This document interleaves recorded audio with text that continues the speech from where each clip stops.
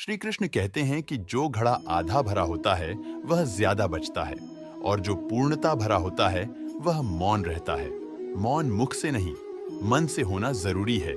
सही जगह और सही वजह पर बोलना जरूरी है, वरना चुप रहना ही बेहतर है। ऐसा नहीं है कि बुद्धिमान व्यक्ति बोलना नहीं जानते, वह चुप रहता है क्योंकि वह जानते हैं कि उन्हें कहाँ बोलना है। जब कुछ कहने को हो तभी कहिए। अगर कुछ कहना चाहते हो तब मत कहिए। वहां पर शांत रहना ही समझदारी है, जहां पर खुद को समझदार समझ रहे हो। वेद की बातों का सबसे बेहतर जवाब ना देना है। मान जरूरी नहीं है, अईत जरूरत है। सवाल का जवाब शांति से मिलता है, बहस करने से जवाब खो जाता है। अपने कार्य को मौन रहकर करते रहे, क्योंकि खिलाड़ी खेल पर ध्यान न देते हैं। बाहर बैठे दर्शकों की टिप्पणियों पर नहीं। हर बात का जवाब देने बैठ जाएंगे तो कभी लाजवाब नहीं बन पाएंगे। ईश्वर भी हमें अत्यधिक सुनने की सलाह देते हैं। इसी कारण उन्होंने हमें एक मुख और दो कान दिए। शांत रहकर लोगों की नजरों में बेवकूफ दिखना सही है। अगर बहस करने वालों में एक व्यक्ति शांत रहे तो बहस कभी नहीं हो सकती। बोलते समय शब्दों से ज्यादा समझदारी से काम लेना, इससे आपका वक्त व्यय उल्लेखनीय हो जाएगा।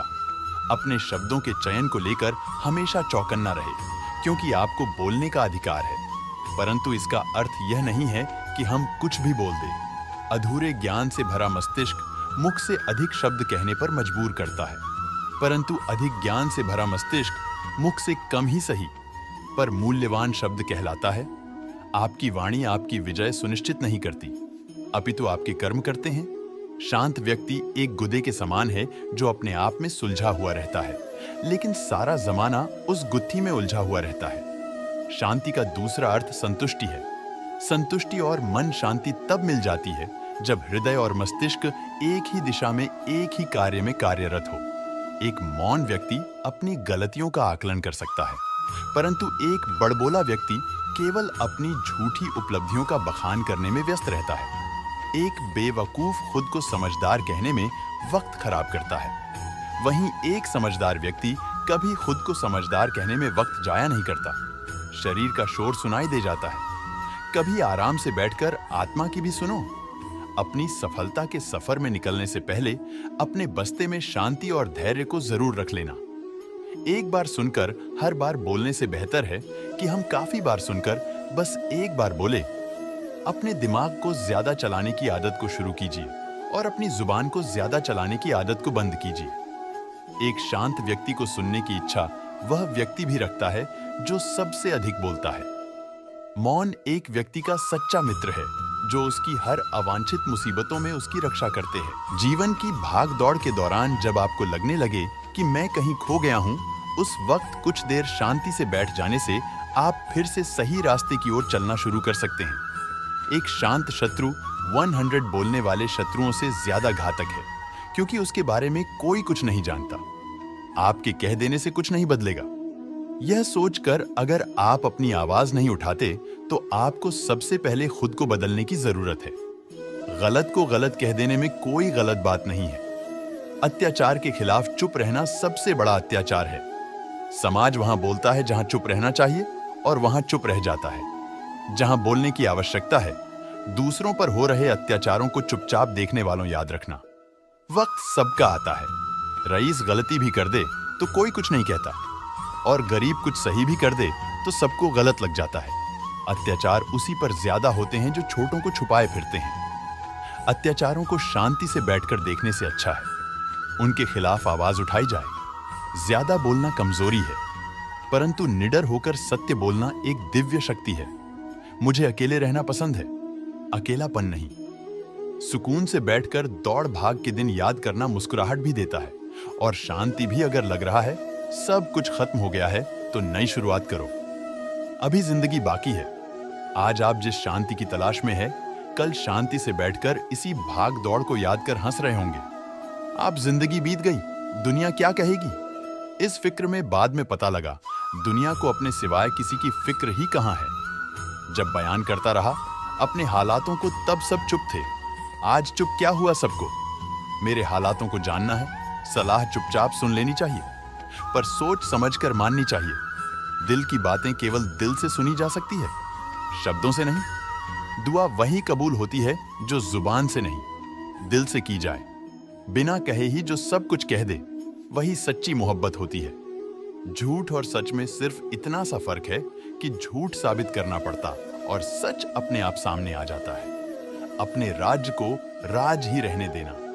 जब तक आप राज जानने वाले के सारे राज्य नहीं जान जाते, लोग सुकून को दौलत से खरीदने की सोचते हैं और दौलत के चक्कर में ही उनका सुकून छिन जाता है। कोई अचानक शांत हो जाए, तुम्हारी गलतियों से तो समझ लेना, यह तूफान से पहले की शांति है। दुनिया में यह तो सभी शांति चाहते हैं, बस यह दुनिया किसी को शांति से जीने नहीं देती। एक समय की बात है, एक गरीब आदमी था। वह रोज अपने गुरु के आश्रम जाकर वहां साफ सफाई करता और फिर अपने काम पर चला जाता था। अक्सर वह अपने गुरु से कहता, मुझे आशीर्वाद दीजिए, मेरे पास ढेर सारे धन दौलत आ जाए। एक दिन गुरु ने पूछ ही लिया, क्या तुम आश्रम में इसलिए काम करने आते हो? उसने पूरी ईमानदारी से कहा, हाँ, मेरा उद्देश्य तो यही है कि मेरे पास ढेर सारा धन आ जाए, इसीलिए तो आपके दर्शन करने आता हूँ। पटरी पर सामान लगाकर बेचता हूँ, पता नहीं मेरे सुख के दिन कब आएंगे। गुरु ने कहा, तुम चिंता मत करो, जब तुम्हारे सामने अवसर आएगा तब ऊपर वाले तुम्हें आवाज थोड़ी लगाएगा, बस चुपचाप तुम्हारे सामने अवसर खोलता जाएगा। यह बात सुनकर युवक चला गया। समय ने पलटा खाया, वह अधिक धन कमाने लगा। इतना व्यस्त हो गया कि आश्रम में जाना ही छूट गया। कई वर्षों बाद वह एक दिन सुबह ही आश्रम पहुंचा और साफ सफाई करने लगा। गुरु ने बड़े ही आश्चर्य से पूछा, क्या बात है, इतने वर्षों बाद आए हो? सुना है बहुत बड़े सेठ बन गए हो। वह व्यक्ति बोला, बहुत धन कमाया, अच्छे घर घर में बच्चों की शादियां की, पैसों की कोई कमी नहीं है, पर दिल में चैन नहीं है। ऐसा लगता था रोज सेवा करने आता रहूं, पर आ ना सका। गुरुजी, आपने मुझे सब कुछ दिया, पर जिंदगी का चैन नहीं दिया। गुरु ने कहा, तुमने वह मांगा ही कब था जो तुमने मांगा? वो तुम्हें मिल गया ना, फिर आज यहां क्या करने आए हो? उसकी आंखों में आंसू भर आए। गुरु के चरणों में गिर पड़ा और बोला, अब कुछ मांगने के लिए सेवा नहीं करूंगा, बस दिल को शांति मिल जाए। गुरु ने कहा, पहले तय कर लो, अब कुछ मांगने के लिए आश्रम की सेवा नहीं करोगे, बस मन की शांति के लिए ही आओगे।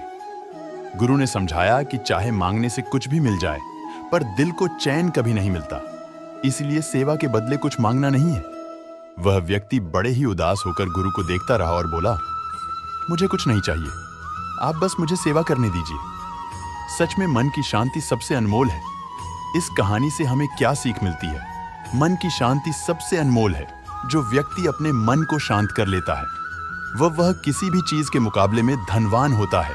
जब व्यक्ति अपने मन को शांत करता है तो उसका सोचने का तरीका सकारात्मक होता है और मानव जीवन में कई प्रकार की चुनौतियां और परेशानियां होती है। लेकिन जो व्यक्ति अपने मन को संतुलित रखता है, वह इन चुनौतियों का सामना करने में सफल होता है। इसलिए धन, सम्मान या किसी अन्य सामग्री वस्तु से ज्यादा महत्वपूर्ण है कि वह व्यक्ति अपने मानसिक स्वास्थ्य का ख्याल रखें और अपने मन की शांति को महत्वपूर्णता दे। दोस्तों, इस वीडियो में बस इतना ही। मिलते हैं अगले वीडियो में। अपना ख्याल रखिएगा। जय श्री कृष्णा।